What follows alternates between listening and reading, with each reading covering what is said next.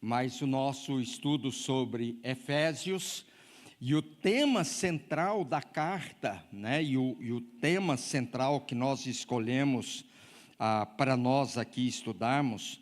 Lógico que Efésios é um assunto, é um tema que dá para a gente tratar sobre vários temas, colocar vários temas no livro de Efésios.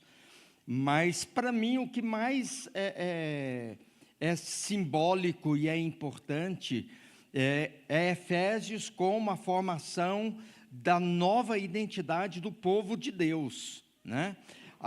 Efésios, para mim, Paulo, escrevendo aos Éfesos, ele se preocupa muito na questão assim, não é só o que a gente conhece, não é só o que a gente sabe, mas é em quem a gente se torna, em quem a gente se transforma, que é fundamental e que é importante nesse crescimento e nessa nossa identificação como igreja do Senhor, como povo do Senhor. Então, esse é o tema que nós queremos dar para o nosso curso, a nova identidade dos filhos de Deus ou do povo de Deus.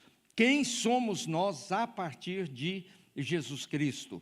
Então, é nessa perspectiva que nós queremos estudar o livro de Efésios. Vamos orar antes de nós entrarmos propriamente dito, pedindo que Deus nos dê graça, para que não apenas hoje, mas para que nessas semanas de estudo do livro de Efésios, a gente possa de fato crescer na fé e ver essa nossa identidade sendo fortalecida e sustentada no Senhor.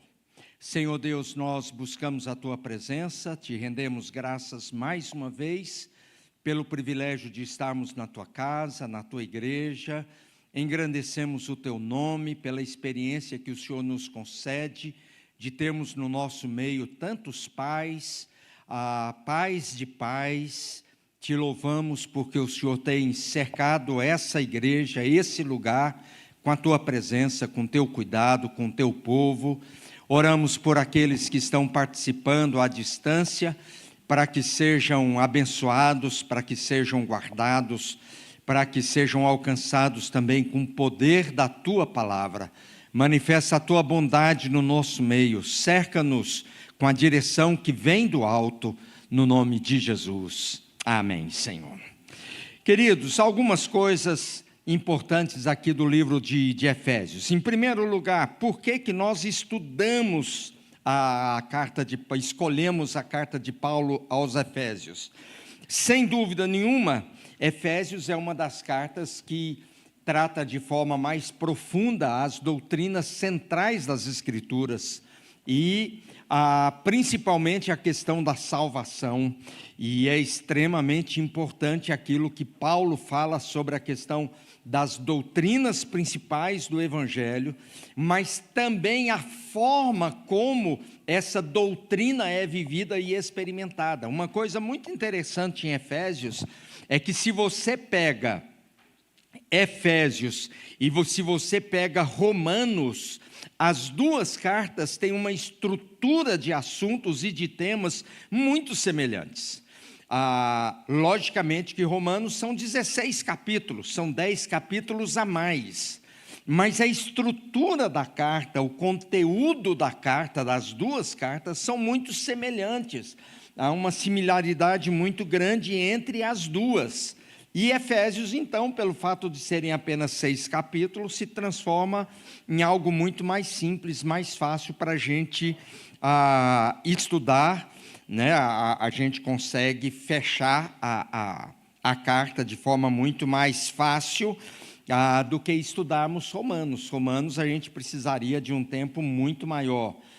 Se nós pegarmos, por exemplo, o estudo que Martin Lloyd Jones deu na igreja, lá na Catedral de Westminster, em Londres, sobre Romanos, foram, se eu não estou enganado, 20 anos estudando Romanos, né? Tanto é que os comentários completos de Martin Lloyd Jones são, parece-me que 6 volumes grossos, né, do estudo da carta aos Romanos.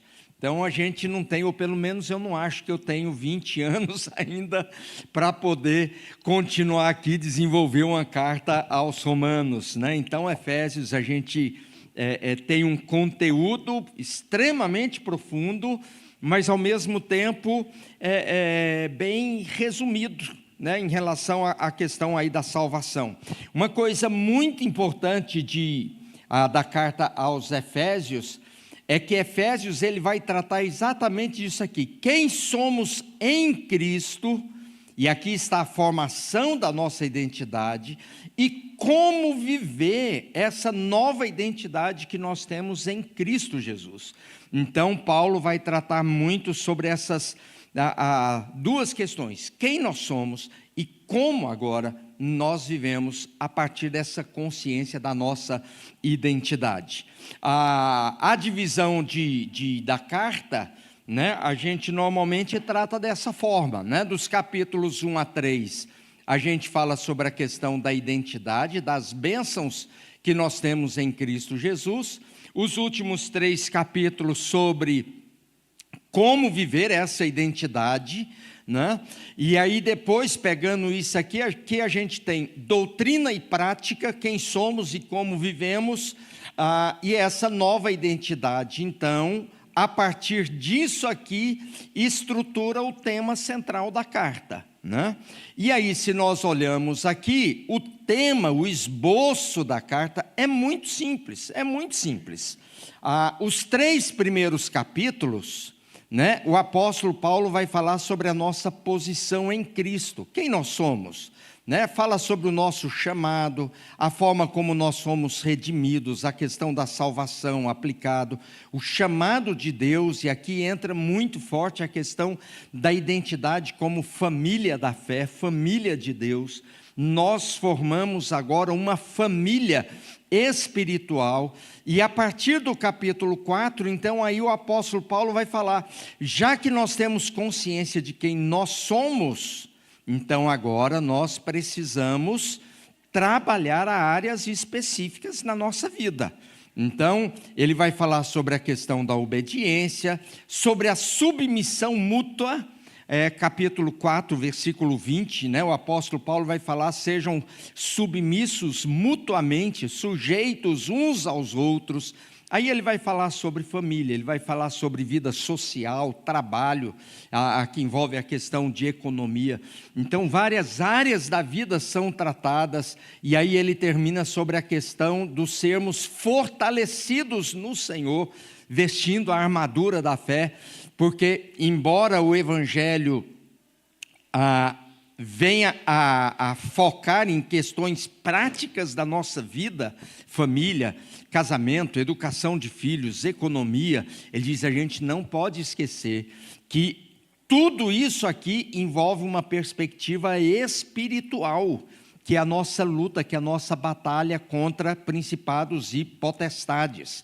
E no vídeo que eu passei para vocês, que faz um resumo, né, dessa carta, né, eles fazem à medida que isso aqui na verdade é a imagem do vídeo, logicamente que aqui ele vai formando lá aos poucos essa imagem, né, mas em Atos capítulo 19 nós temos um pouco da história de Éfeso, da chegada do Evangelho em Éfeso. Éfeso, hoje a cidade de Éfeso está na Turquia, faz parte da Turquia, né? Está ali próxima às outras 6 igrejas das 7 igrejas do Apocalipse, só para a gente entender esse contexto, né? Éfeso sempre foi uma cidade muito idólatra, religiosa, uma cidade muito influenciada, né, pela questão daqueles panteões gregos, a deusa Diana, Afrodite, muito voltado para a questão da sensualidade, né? Éfeso era uma cidade muito importante no Império Romano, né? E aí, como eu estou... E hoje, tá, gente? Enfatizando bastante essa questão da divisão e da estrutura do livro, né? A divisão básica do livro de Efésios é exatamente essa divisão: a história do Evangelho, a doutrina do Evangelho, separado por esse portanto. E aí, quando o apóstolo Paulo, ele usa no capítulo 4, versículo 1, esse portanto, aí ele muda o foco dele.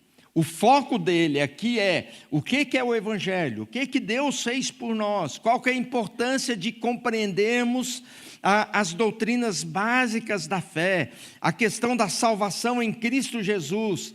Aí ele vem depois do portanto, ou seja, por causa disso tudo aqui, né? E que tudo tem a ver, tudo que do 4 para frente, do 4 para o 6, tudo tem a ver como causa, como base, essa questão da fundamentação teológico, bíblico, histórica da nossa própria salvação. A história da salvação, a ação de Deus na nossa própria história é fundamental para a gente poder tratar das questões éticas, morais, práticas.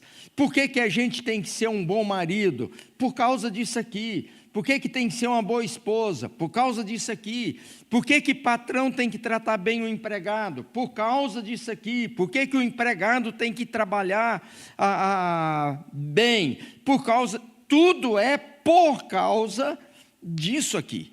Então, não dá para a gente pensar na história da salvação, na história do Evangelho, só com isso aqui.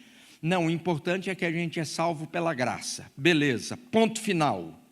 Ou então, o importante é fazer a coisa certa. E esquece essa parte. Se a gente trata disso aqui, ou disso aqui, de forma desvinculada, nós temos um evangelho troncho.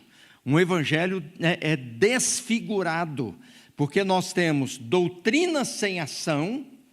E aí o que nós chamamos de doutrina sem ação, sem boas obras, sem bom testemunho? Nós chamamos apenas de um evangelho nominal, de um cristianismo nominal, de um cristianismo em que a gente conhece a doutrina, mas essa doutrina, o ensinamento da palavra, o conteúdo da ação de Deus não desceu para o nosso coração e para a nossa prática. Agora, se nós temos só a coisa certa, não, a gente faz tudo certinho. A gente tem aqui a lista de regras.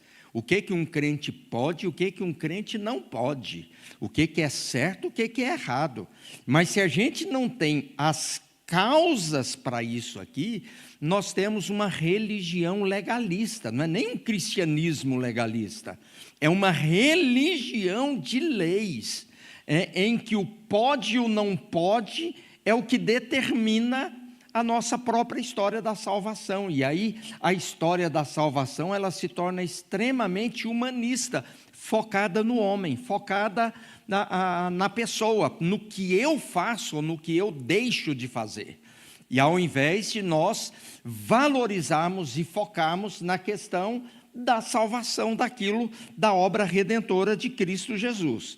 Então é muito importante a gente entender isso, né? Aí depois no capítulo, na primeira parte, né? E aí, queridos, nós temos que entender a carta dentro dessas duas perspectivas. Lógico que hoje nós temos essa organização de capítulos e versículos, e não há nada contra isso.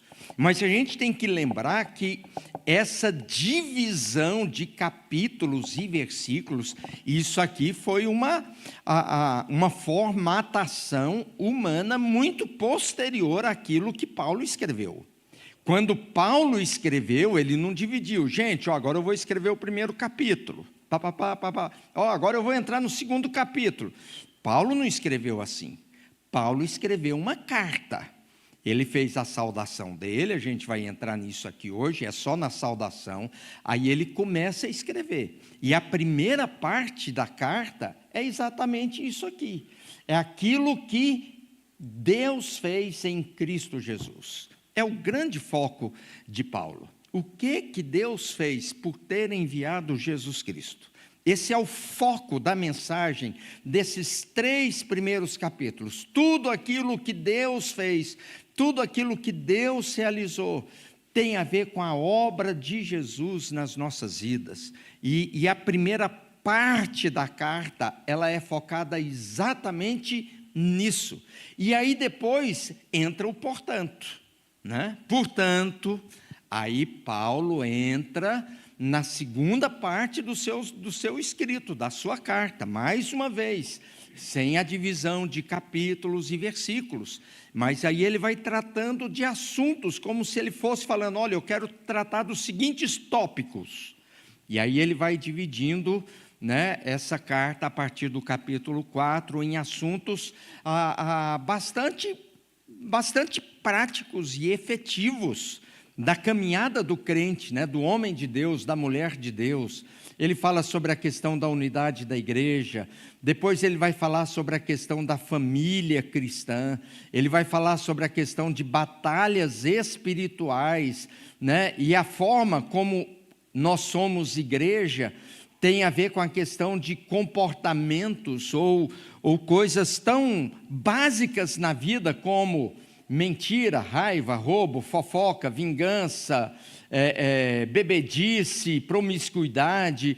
Ele vai entrar ali numa quantidade de coisas que ele vai dizer, olha, antes vocês faziam isso, mas agora a gente é crente, a gente não faz assim, a gente faz desse jeito.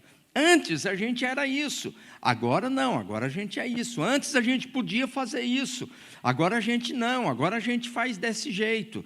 Então ele começa com um antes e com um depois, num processo de adequação ética da vida cristã e da caminhada com Cristo Jesus. Então, queridos, isso aqui é um resumo, bem resumido, né?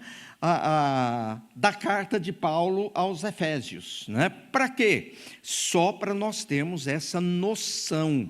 Então, se você olhar, por exemplo, a carta de Paulo, a gente olhar lá na Bíblia, você pode, por exemplo, de repente falar, como que eu vou ler Efésios? O ideal seria você ler, eu ganhei de presente há alguns anos atrás do meu filho, né, uma Bíblia sem a divisão de capítulos e versículos. É muito legal, né? Porque, querendo ou não, quando a gente tem essa divisão de capítulos e versículos, a gente vai lendo de acordo com o que a gente tem na mão, normal, nada de errado. Mas o ideal, não o ideal, uma sugestão é que você leia Efésios em 2 partes. Então, por exemplo, são 6 capítulos, dá para ler um capítulo por dia, né, durante a semana, e deixando o domingo só para ler outra coisa, ou não ler Efésios, mas você chega no domingo lendo Efésios todo. Ou você pode, por exemplo, ler os 3 capítulos de Efésios, 3 primeiros numa sentada, depois ler os 3 últimos em outra sentada, para você familiarizar e ter essa visão no momento que você for ler. Então, quando você for abrir o livro de Efésios, você vai olhar e você começa aí no capítulo 1, versículo 3, que é o conteúdo da carta, né? E você começa a ler o livro, começa a ler aqui capítulo por capítulo, e você segue sem dar muito valor, não que você não possa, não tem nada de errado, observar muito a questão dos negritos que dividem os temas dos capítulos, mas ler como se fosse um parágrafo só, como se fosse uma parte só, a primeira parte da carta, né? Eu quero falar isso, e Paulo vai dizendo um monte de coisa extremamente profunda, e familiarizar com isso, familiarizar com essa linguagem de Paulo. Eu queria desafiar vocês a lerem essa semana, por exemplo, os 3 primeiros capítulos de Efésios em versões diferentes, por exemplo. Leia na versão que você costuma ler, né? Eu tenho usado a NVT, Nova Versão Transformadora aqui. Na minha devocional estou lendo a nova, como é que é? NAA, é Nova Atualizada, né? Nova Versão Atualizada de João Ferreira. Tem aí a NVI, tem a linguagem de hoje. Leia, se você puder, se você tiver tempo, tiver interesse, pegue essas versões diferentes e no aplicativo YouVersion lá, você tem todas essas versões disponíveis e leia para você familiarizar com o conteúdo central. E leia até o capítulo 3. Não precisa ler os 6 essa semana, claro que pode ler, mas leia, invista essa semana em ler os 3 primeiros capítulos de Efésios, para que essa seja uma linguagem, um conteúdo que fique assim, na hora que a gente falar de alguma coisa aqui, você já tem uma noção, né, do contexto, de onde está, como aquilo ali é tratado, por que Paulo fala daquilo naquele momento, né? Para que a gente possa, de fato, desenvolver e que a gente possa crescer nisso aí. Eu queria convidar você para que a gente hoje estudasse apenas o versículo 1 e o versículo 2 de Efésios, né? E aí nós temos aqui o texto: Eu, Paulo, apóstolo de Cristo Jesus, pela vontade de Deus, escrevo essa carta. A gente tem que entender que as cartas antes não eram escritas como nós escrevemos hoje, que tem principalmente envelope, né? Quando você recebe uma correspondência, normalmente a primeira coisa que a gente vê é: eu confiro se isso aqui é para mim mesmo, né? Para ver se não chegou o endereço errado, para a pessoa errada. Então eu confiro para ver se essa carta é para mim, e eu viro o envelope. Se não é um envelope personalizado, eu viro o envelope para ver quem foi que mandou a carta para mim. Então, na verdade, o versículo 1 e o versículo 2 é exatamente o envelope. Então, nós temos aqui o envelope da carta que Paulo manda. E por que começa desse jeito? Porque eram rolos, né? Lá naquela época a gente não tinha livro impresso, não era sequencial como nós temos hoje aqui. Não, era rolo. Então, quando a pessoa começava a escrever uma carta, ele já identificava logo no começo. Aqui nós temos o envelope dessa carta, porque é uma carta que seria enviada depois lá para a igreja de Éfeso. Essa carta é escrita quando Paulo está preso na sua prisão domiciliar em Roma, né? Quando Paulo é levado para Roma preso, é permitido que ele fique em prisão domiciliar, né? Não tinha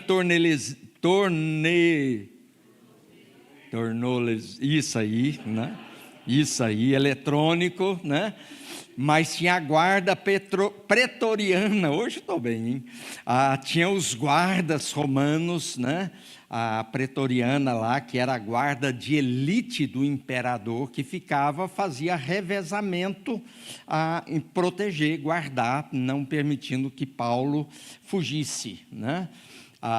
Então Paulo está nessa condição, né, de preso na sua própria casa, né, permitido que ele alugue uma casa para ele estar ali, e ele escreve essa carta da sua prisão domiciliar. Então não era como ele escreveu a carta aos Filipenses, que ele estava aguardando o dia da sua morte, mas aqui, quando ele escreve para Éfeso, ele está aguardando ainda o julgamento final, né? Ele não sabia, quando ele escreve aqui, ele não sabe se ele seria sentenciado à morte ou não. Ele estava preso, mas ainda não havia sentença de morte por causa da acusação que lhe fora feita. Então são situações distintas, mas Paulo está preso. Paulo escreve sem estar livre, né? Ele não podia ir e vir, ele não podia sair. Então ele escreve, ele se identifica, né? E nessa identificação de Paulo, e Paulo a gente conhece quem é, conhecemos a história da conversão dele, tudo, né? Mas ele coloca algumas coisas aqui que são importantes a gente destacar. Em primeiro lugar, ele diz: eu sou apóstolo de Cristo Jesus. A palavra apóstolo é uma palavra que significa enviado, comissionado. Hoje nós usamos a palavra apóstolo que seria o sinônimo de missionário, alguém que foi enviado com uma missão. Não tem, queridos, aliás, aqui o apostolado de Paulo é um apostolado que é reconhecido pela igreja, e há unanimidade quanto a isso, né, de que Paulo, ele faz parte dos 12 de Jesus, né, que Paulo ele é um dos apóstolos com a autoridade apostólica de Jesus. Mas só fazer um parênteses aqui que é importante. Hoje em dia nós temos muitos apóstolos na igreja brasileira. Nós somos uma igreja apostólica. É importante entender isso aí, para a gente não cair em determinadas confusões. A igreja presbiteriana se declara como uma igreja apostólica. O que significa isso? Que nós cremos e nos submetemos à autoridade dos apóstolos que estão registrados na Bíblia.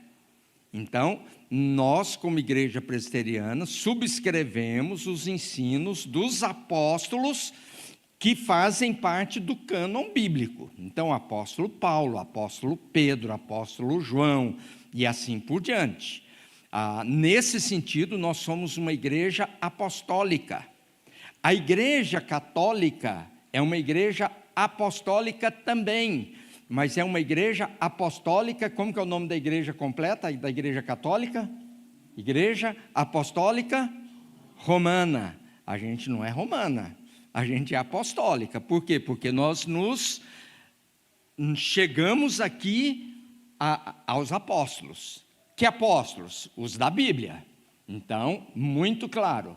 Agora, no Brasil, a igreja brasileira, não como um todo, há muitas denominações que não, né? São muitas igrejas apostólicas brasileiras.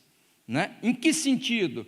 Que as igrejas vão elegendo seus apóstolos, escolhendo os seus apóstolos.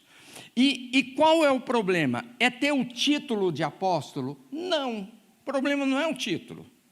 O problema é a autoridade que esses vulgos apóstolos chamam para si. Porque quando nós falamos de apóstolos, no nosso caso, nós estamos falando o seguinte: foram homens que Deus enviou com uma autoridade para definir, inclusive, o cânon bíblico. Que a gente diz o seguinte: Paulo falou, está dito. E a gente vai falar sobre essa questão da autoridade aqui, né? E aí, mas muitos apóstolos hoje, eles dizem o seguinte: não, eu tenho a mesma autoridade de Pedro, eu tenho a mesma autoridade de Paulo, eu tenho a mesma autoridade de João, porque eu sou apóstolo tanto quanto eles. E isso nós não concordamos, nós não achamos que isso seja bíblico. Tem um caso, né, que eu conheço, que eu sei, eu conheço tanto quem ouviu e quem falou, né? Quem falou para mim, né, que eu conheço, fazia parte do seminário de Goiânia, e eles foram visitar, os alunos de uma determinada série foram visitar várias igrejas diferentes. E numa determinada igreja, esse colega, ele foi lá e ele ouviu do apóstolo que estava pregando, dizendo: olha, Pedro diz isso, né? Lendo algum texto da Bíblia lá. Na época ele me falou qual o texto que era, e agora eu não lembro. Pedro diz isso, o apóstolo Pedro diz isso, mas eu não concordo com Pedro. E como eu sou apóstolo como Pedro, eu sou muito mais com o que eu penso do que com o que Pedro pensa. Então aqui a gente vai pensar desse jeito, porque eu sou apóstolo igual Pedro, então eu posso discutir com Pedro de igual para igual. Não é assim que a gente pensa. Então, assim, o título em si, para mim, não é problema. Mas essa autoridade que muitos dizem ter, isso aí nós não reconhecemos e não acolhemos essa autoridade como algo bíblico. né? E hoje em dia a gente tem que ter esse cuidado para que a gente saiba quem é apóstolo. Na nossa perspectiva, são esses grandes homens de Deus na história da igreja, lá no primeiro século, que viveram com Jesus, que caminharam com Jesus, que tiveram experiências com Jesus, pessoais, que foram testemunhas da vida, da morte, da ressurreição de Jesus, e que trouxeram para nós, através da revelação da Bíblia, aquilo que para nós é autoritativo. Então, quando Paulo diz, eu, Paulo, apóstolo de Cristo Jesus, nós estamos reconhecendo a autoridade de Paulo como apóstolo da igreja. E por isso nós podemos falar, não, a nossa igreja é uma igreja apostólica, nessa perspectiva de que a gente se fundamenta nos ensinos dos apóstolos. Agora, Paulo ele vai fazer uma segunda afirmação aqui, é pela vontade de Deus. Não é porque eu sou apóstolo que eu posso fazer o que bem entender, é pela vontade de Deus. Apóstolo, ainda que fosse Paulo, Pedro ou qualquer outro, não era autônomo em relação à própria vontade, ao próprio querer. A vontade tem que ser a vontade de Deus, o querer tem que ser o querer de Deus. Aquilo que a igreja faz, aquilo que a igreja pensa, aquilo que a igreja crê, aquilo que a igreja decide, tem que ser sempre nessa perspectiva da vontade de Deus, porque é a igreja do Senhor. Então, tem determinadas coisas aqui que nós fazemos do nosso jeito, que estão fora dessa questão, vamos dizer, teológico-doutrinário. Por exemplo, horário de culto. A Bíblia não diz qual que tem que ser a hora de culto de escola dominical, não diz se pode usar microfone ou não pode usar microfone, se pode usar data show, se não pode usar data. Então tem um monte de coisas que a igreja tem liberdade para isso. Mas no que diz respeito ao conteúdo da nossa fé, a essência daquilo que nós fazemos, nós precisamos nos submeter a essa vontade. Nenhuma vontade nossa, nenhuma vontade de Paulo, nenhuma vontade do Jonatas, nenhuma vontade da igreja, ela pode ser definida de forma contrária à vontade de Deus.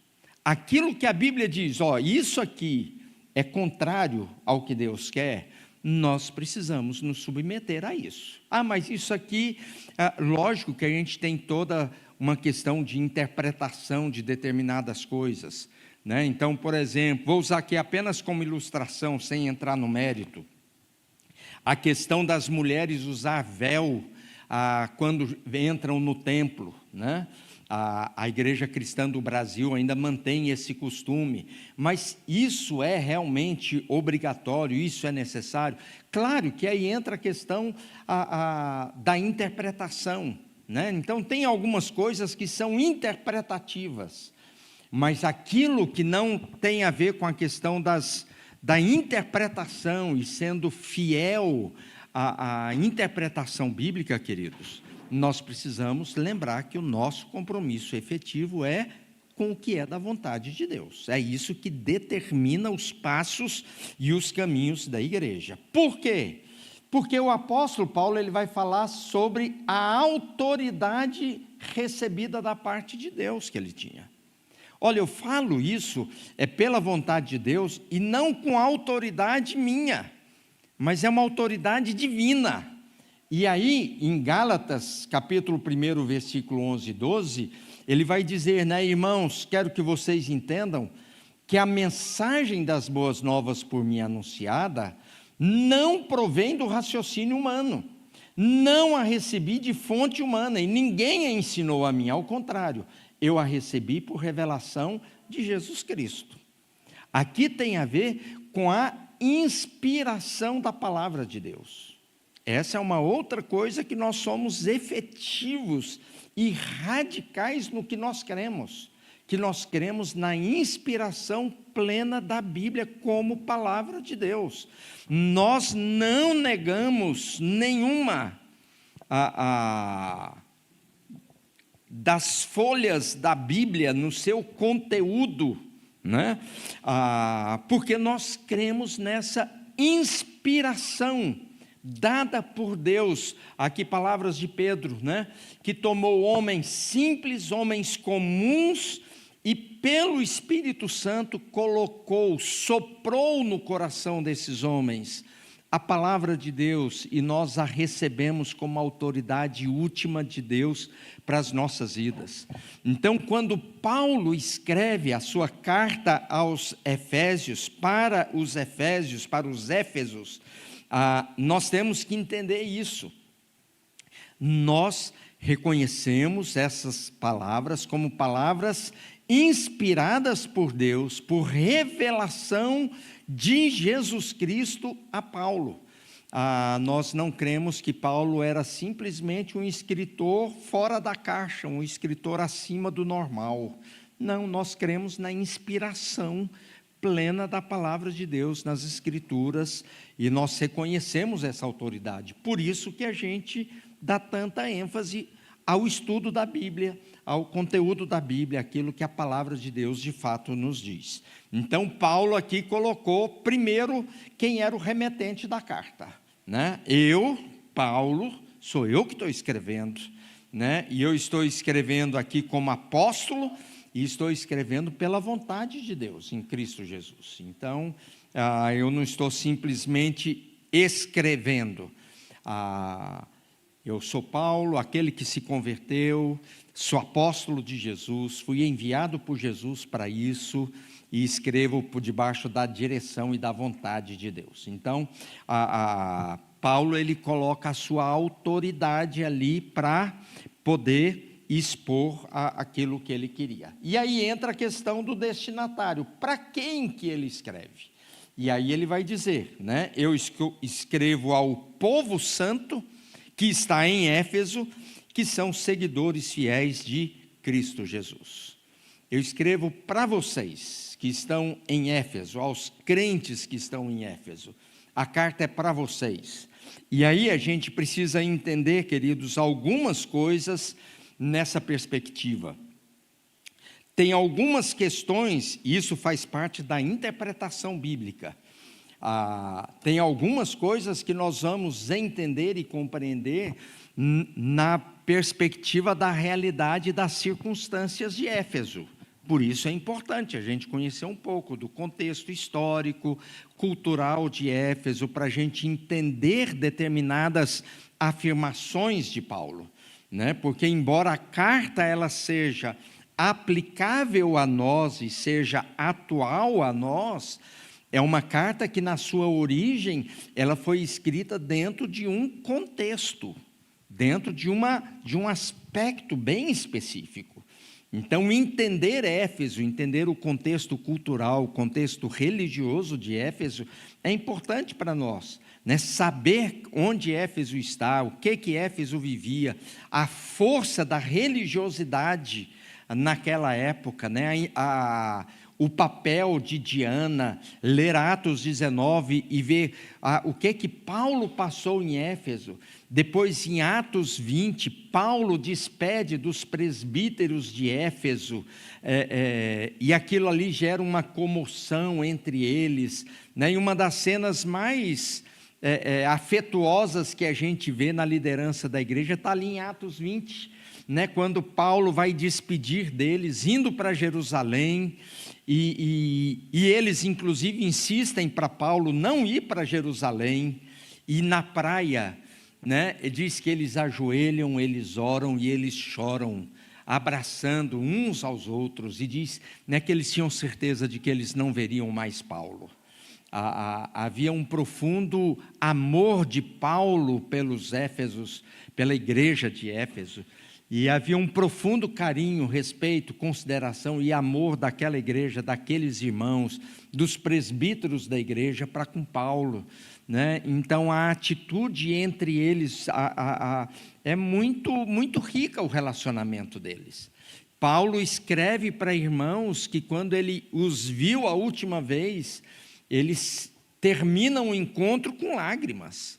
Então, Paulo não escreve com raiva, Paulo não escreve com ira, Paulo não escreve para descer o pau, para descer a lenha, né? Paulo escreve para uma igreja que ele conhece, ele sabe muito bem quem são aquelas pessoas. Paulo passou ali 3 anos da sua vida, ensinando, pregando, discipulando, formando líderes fortes, homens de Deus de fato, mas ao mesmo tempo afetuosos, né, para com Paulo. Então Paulo escreve para um grupo de amigos, para um grupo de irmãos. E é interessante pensar nisso, que Paulo escreve de forma tão saudosa para aquela igreja, para aqueles irmãos, a quem eles devotaram tanto amor uns aos outros ali, né? Então Paulo, a motivação dele é cuidado, né? A preocupação de Paulo é: olha, eu estou preocupado com vocês, eu estou zelando de vocês, eu não estou dizendo isso apenas para ensinar, apenas para falar de certo e errado, né? Paulo deixa muito claro o amor que eles tinham, amor mútuo, né? E aí as instruções de Paulo têm a ver com isso. E aí a primeira coisa que me chama a atenção aqui, queridos, é a forma como Paulo vai identificar aqueles irmãos, né? E ele vai dizer aqui que vocês são santos e fiéis. Paulo começa identificando aqueles irmãos com esses 2 adjetivos: o adjetivo da santidade e da fidelidade. Paulo vai escrever para aqueles irmãos dizendo: olha, vocês são seguidores fiéis e vocês são um povo santo. Então é a partir dessa perspectiva que Paulo vai instruir aqueles irmãos. Paulo não chega aqui e diz: olha, vocês são sem vergonha, vocês falam que são crentes, mas não são nada. Vocês são um povo aí que está levando na brincadeira. Não, Paulo escreve para uma igreja, queridos, extremamente rica do Evangelho. É diferente da igreja de Éfeso que a gente encontra lá em Apocalipse. Aí é diferente. Porque Paulo escreve para uma igreja santa, para um povo santo, para um povo que é fiel, mas o que a gente encontra lá em Apocalipse já é outro contexto, já é outra realidade, né? O que aconteceu nesse período tem muita coisa desconhecida, a gente conhece o resultado final. Significa o quê? Significa que teve uma geração, não necessariamente por idade, que deixou de ser isso que Paulo está dizendo para eles, que eles eram.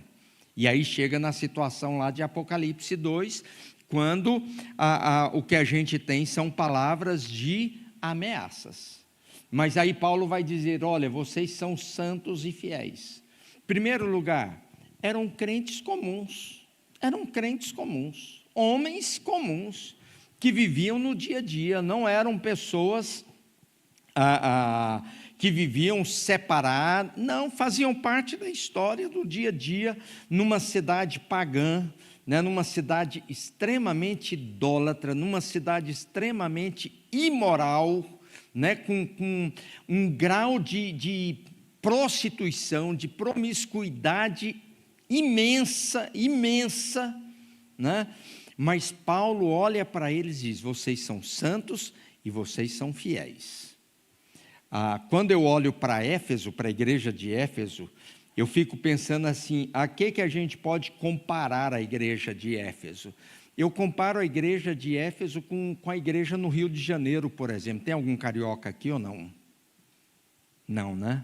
A igreja evangélica no Rio de Janeiro é uma das igrejas, em termos de quantidade, é o lugar talvez onde a gente tem uma das maiores porcentagens de igrejas evangélicas no Brasil, especialmente nas grandes cidades. A quantidade, não falta no Rio de Janeiro crente, não falta no Rio de Janeiro crente.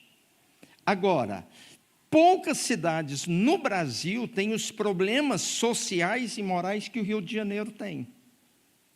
Então, por exemplo, nós temos lá, né, já saiu reportagem sobre isso, testemunho de gente confiável sobre isso, né? Edmeia Williams, eu não sei aqui quem conhece Edmeia.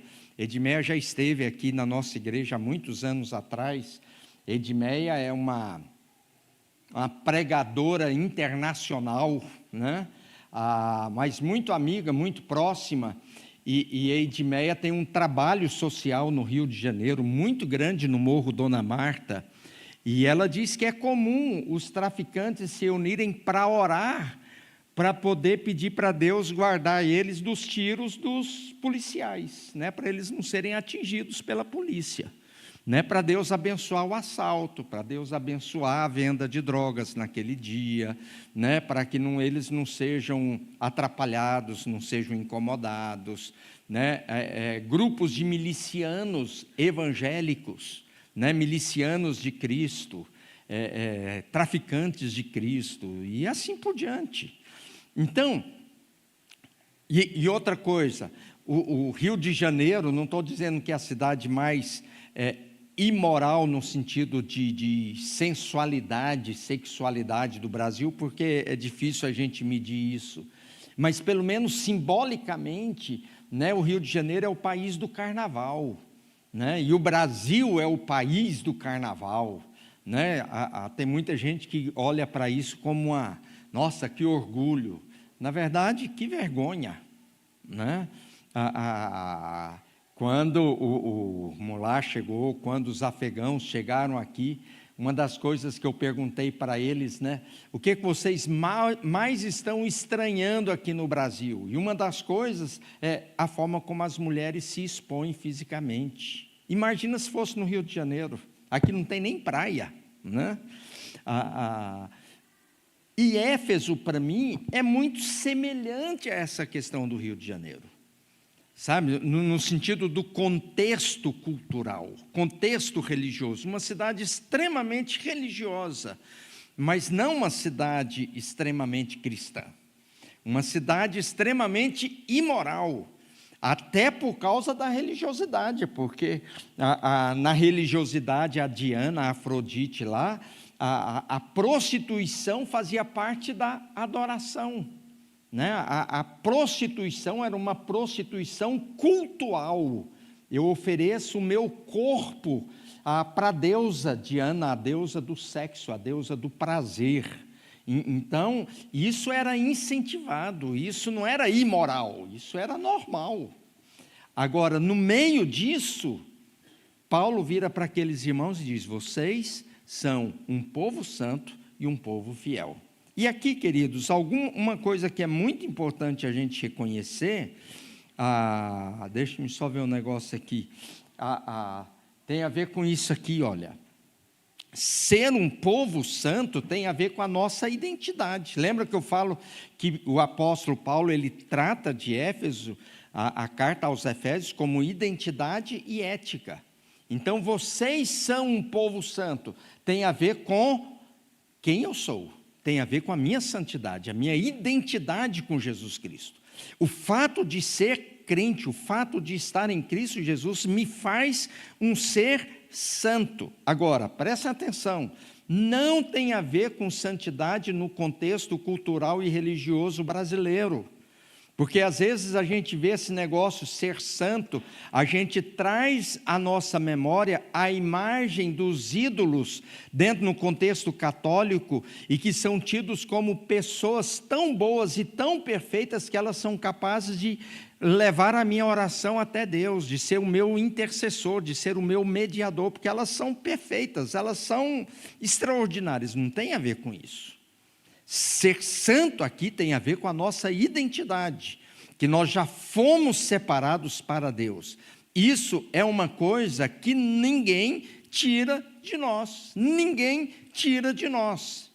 O ser santo aqui não é um estado ou uma situação momentânea, é uma identidade permanente. Quem você é?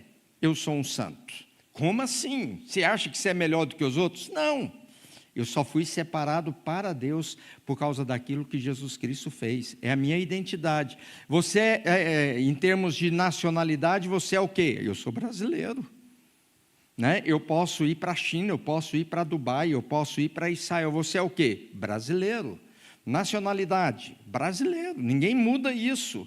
Naturalidade, eu sou mineirense, né, que não tem nada a ver com Minas Gerais, né? Mas Goiás, sou goiano, Isso tem a ver com identidade. Mas você não mora lá. Tudo bem, mas eu nasci lá, eu sou de lá. Mas eu estou em Botucatu. Então, o ser santo aos santos tem a ver com a nossa identidade. Agora, quando Paulo fala fiéis, aí tem a ver com a nossa vida diária. Eu sou santo. Como que eu estou vivendo essa santidade que eu sou por causa de Cristo Jesus? Aí tem a ver com fidelidade. Eu posso ser um santo fiel e um santo infiel. Já pensaram nisso? Porque ser santo, na perspectiva bíblica, isso não muda. Se eu estou em Cristo Jesus, eu sou santo. Você é um santo, uma santa, né? Eu posso, e sem nenhum sentido pejorativo, chegar assim, e aí, ô Santo Guilherme? Como é que é? Santo Antônio, São Guilherme, tudo bem, São Guilherme? E ele pode me responder, tudo bom, pastor, tudo jóia. Agora, eu posso ser um São Jonatas infiel, por estar vivendo fora da vontade de Deus, por estar fora daquilo que Deus diz que um santo precisa viver. Mas nem por isso eu perco a minha identidade. Isso é importante porque entra aqui, embora Paulo não esteja tratando diretamente disso aqui, da doutrina da perseverança dos santos. O que é a doutrina da perseverança dos santos? De que nós não somos salvos baseados na nossa fidelidade, mas que nós somos salvos por causa da fidelidade de quem me separou para Deus, da fidelidade de Jesus, na justiça de Jesus. Eu não sou salvo por causa da minha justiça, eu não sou salvo por causa da minha fidelidade, é por causa do que Jesus fez, e isso é o que me conserva firme na fé. Agora, a fidelidade, santos e fiéis, a fidelidade tem a ver o seguinte: você está andando na linha, está dando bom testemunho, está sendo bom marido, bom pai, boa esposa, boa mãe, está sendo honesto no trabalho, na hora de fechar negócio, mente ou é honesto? Na hora de enfrentar uma situação difícil, como que você sai dessa situação? Aí tem a ver com fidelidade, aí tem a ver com integridade, aí tem a ver com comportamento, aí tem a ver com atitude. E lógico que nós somos chamados para sermos fiéis. O fato de sermos santos não nos dá liberdade para sermos chamados de infiéis. Santos e infiéis, que bênção! Claro que não, claro que não. Significa, quando a gente é chamado de santos e fiéis, significa, olha, você está glorificando, honrando a Deus por quem você dá bom testemunho, você vive uma vida de retidão. Agora, se você é santo e infiel, isso aí é uma contradição, você não pode viver desse jeito, isso aí é pecado, né? O nome que a gente dá a isso é pecado. Você está vivendo fora do querer de Deus, dá um jeito na sua vida, cria vergonha na cara, vai ajeitar a sua vida com Deus e com quem você precisa.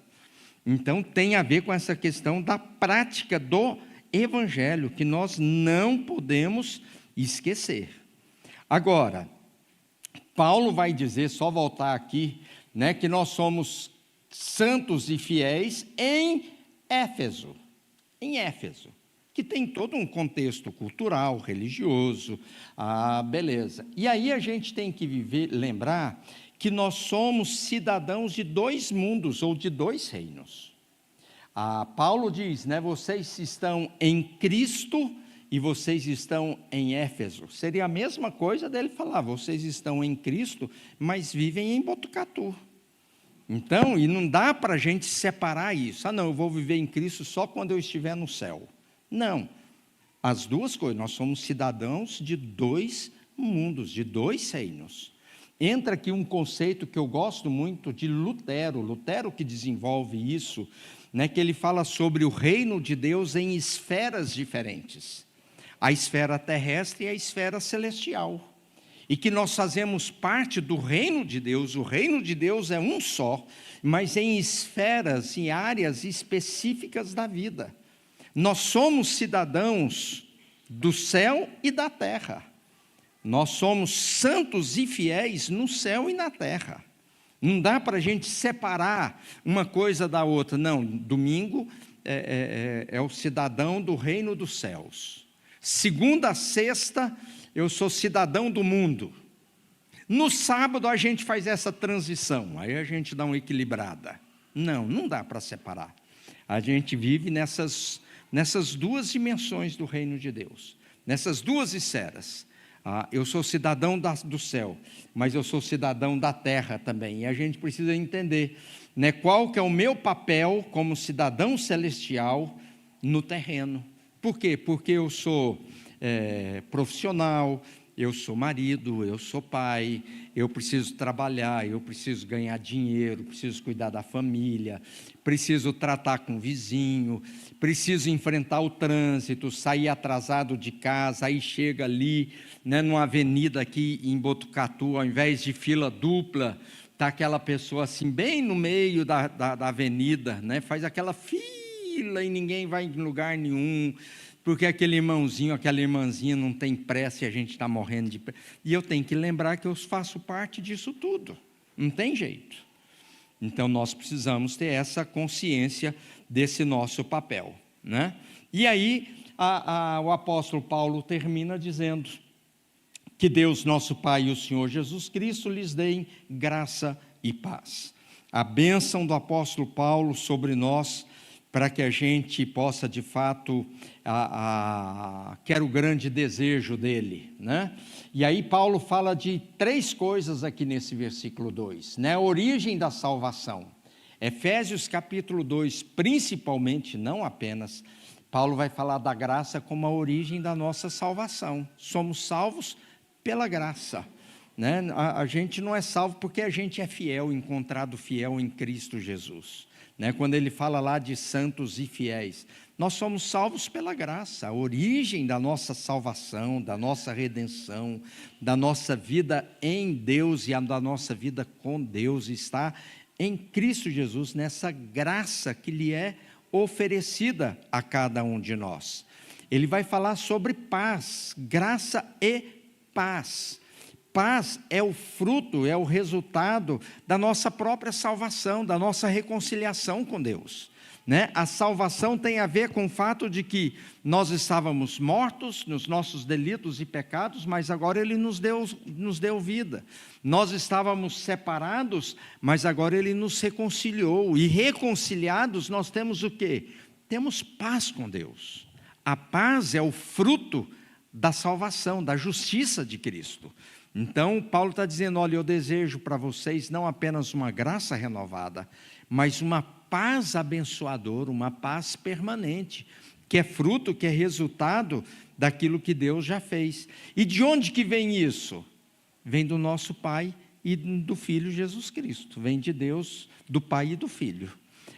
Tem uma fonte, não sou eu só desejo, mas essas coisas vêm de Deus. Paulo não traz para si, não traz para ele mesmo algo ou um poder que ele não pode dar, aquilo que ele não pode oferecer. É Deus que nos dá graça, é Deus que manifesta a sua graça sobre nós, é Deus que nos dá paz, é Deus que conserva o nosso coração em paz, é Deus que conserva paz nos nossos relacionamentos, né? Paz conosco mesmo, né? Aquela paz que o nosso coração almeja, que precisa para no meio das situações ou circunstâncias, por mais difíceis que sejam, Deus nos dá uma paz que sobressai a cada uma delas. E quais são os desafios, queridos, para nós? Quais são as grandes questões aí que nós precisamos pensar? E pensando apenas nesses 2 versículos apenas como uma introdução à carta, né? Primeiro, sermos santos e fiéis em meio à cultura que nós vivemos. Hoje, quando a gente abre um Instagram, pelo menos quando eu abro, eu tenho um monte de notícias que chegam de países onde pessoas estão perdendo a vida por causa de Jesus. Aqui no Brasil a gente não sofre esse tipo de perseguição, mas a gente sofre uma oposição imensa ao Evangelho, né? A oposição no sentido de de sermos obrigados a aceitarmos um estilo de vida que não é o nosso estilo de vida, mas essa é a cultura que a gente vive, é o lugar que a gente vive. Então, ser santo e fiel no meio do lugar que a gente vive, né? Viver conscientemente em Cristo Jesus. Se você lê Efésios, se você lê Filipenses, se você lê, para mim, principalmente Colossenses, isso aqui é muito forte. Se você pega, por exemplo, o livro de Colossenses, e para olhar como Paulo destaca essa questão da nossa identidade em Cristo, você fica impressionado, né? A grande ênfase de Paulo em Colossenses, por exemplo, é que você seja encontrado nele, em Cristo Jesus. O foco é esse. Qual que é a minha identidade? A minha identidade está sempre firmada em quem eu sou em Cristo Jesus. Não é o que você é? Eu sou pastor. O que você é? Eu sou pai. O que você é? Eu sou empresário. O que você é? Eu sou advogado. O que você é? Médico. Não, essa não é a maior das nossas identidades.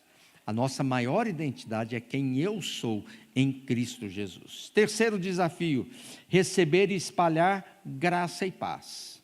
Receber e espalhar graça e paz. Sermos instrumentos nas mãos de Deus para abençoar pessoas com o anúncio do Evangelho, dessa graça, que a gente não precisa provar quem a gente é na perspectiva humana melhor do que quem quer que seja, mas que a gente pode viver na dependência da graça redentora e salvadora de Jesus, e que Ele enche o nosso coração de paz. No mundo, queridos, em que as pessoas vivem com tanta ausência de paz, né?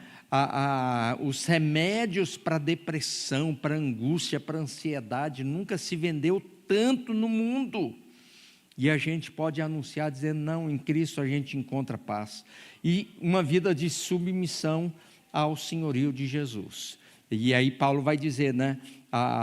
Eu sou apóstolo, mas eu estou escrevendo aqui segundo a vontade de Jesus. Então vivemos nesse vontade.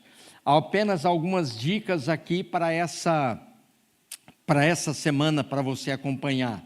Leia o livro com atenção, né? Aquele desafio que eu coloquei no começo. Leia Efésios, torne Efésios comum para você, a linguagem de Paulo comum. Leia versões diferentes. Leia 3 capítulos essa semana, leia 3 na semana que vem, leia Efésios todo dia, gaste tempo no primeiro capítulo que a gente vai começar, quer dizer, começamos, né? Marque as palavras-chave, né? Quais palavras aparecem mais em Efésios, né? Que relação que tem essa palavra aqui com aquela palavra, por que aparece aqui e vai aparecer só depois lá no final do livro.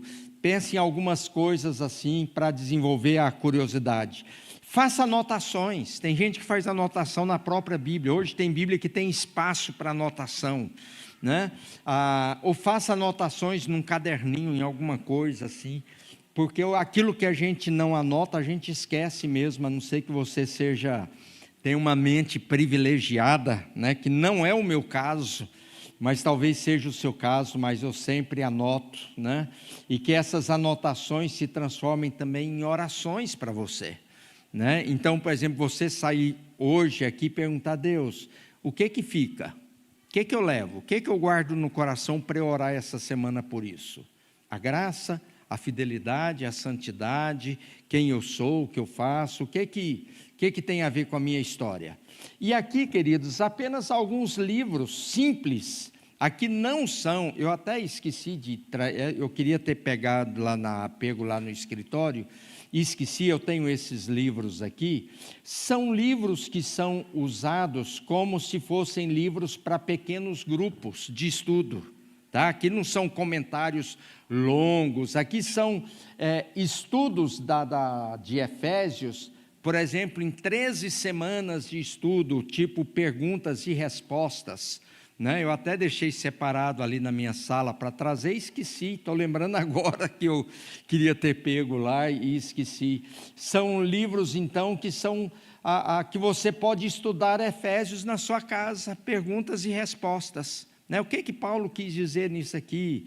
O que Paulo orienta nisso? O que você entende por essa palavra, por esse contexto? Então, tudo são perguntas e respostas, tá? Lógico, tem livros mais profundos do que esses? Tem. Então, por exemplo, isso aqui é de John Stott. Tem o comentário de John Stott de Efésios. Aqui é de MacArthur, que morreu agora tem uns 15 dias atrás, inclusive. Tem o comentário que ele escreveu do livro de Efésios. Aqui são dois autores que eu não conheço, né? Eu não conheço aqui, mas tem o comentário deles. Ari Veloso, né, foi pastor na Igreja Batista do Morumbi. É um estudo dirigido, inclusive, há muitos anos atrás. Ele deu isso aqui como um curso pela internet, né? Um cursinho que toda semana ele mandava pela internet. Quando começou a internet, né, foi uma revolução que ele fez na época. E aí depois tem o livro dele, um estudo muito prático sobre o livro de Efésios. Então são algumas opções aí que vocês têm para poder aprender mais do livro de Efésios. E aí, queridos, a minha ênfase e o meu incentivo é: estudem, aprendam. O objetivo não é só dar uma aula para vocês, não é esse o objetivo. O objetivo é que vocês possam, de fato, serem enriquecidos, né? E aí eu concluo, né, com o versículo 2, que nós lemos, né, que a graça e a paz do Senhor permaneça sobre vocês, né, que essa verdade, né, que verdade, as verdades que nós encontramos em Efésios, mas que a graça e a paz do Senhor permaneça sobre nós. E a oração de Paulo em Efésios 1, versículo 17 e 18, que Deus abra os olhos do nosso coração. É muito interessante quando Paulo vai falar sobre Deus abrir os olhos do nosso coração, né, para que a gente possa, muito mais do que sentir, enxergar as verdades que são fundamentais e que são importantes para a nossa vida de fé. Amém? Vamos orar então? Obrigado por terem vindo, saído de casa com esse friozinho bem gelado, esse vento de Botucatu, né? Muito obrigado. Vamos ficar em pé para a gente orar. Vicente, vem aqui para orar e encerrar para nós, por favor. E aí, à tarde, às 18 horas, juntos aqui. Senhor Deus, muito obrigado pelo dia do Senhor. Obrigado por nos trazer em paz, em segurança, para aprendermos da Tua Palavra, para que o Senhor fale ao nosso coração, para que o Senhor abra os olhos do nosso coração. Senhor Deus, nos ajude a viver como povo santo Teu, fiel ao Senhor, fiel aos Teus ensinamentos, vivendo de acordo com aquilo que o Senhor nos chamou para trazer paz, graça, não só na nossa igreja, mas em casa, pelos vizinhos, no nosso trabalho, sermos santos e fiéis aqui em Botucatu, Senhor Deus. Seja conosco nesse dia, que o Senhor nos dê tempo de paz, de alegria em nossas casas, abençoando cada pai, cada filho nesse dia especial de hoje, e que o Senhor nos traga em segurança novamente à noite, para que novamente nos alegremos, exaltemos o Teu nome, louvemos o Teu nome, e que o Senhor seja engrandecido, Senhor, em mais um culto. No nome de Jesus eu te peço e te agradeço. Amém.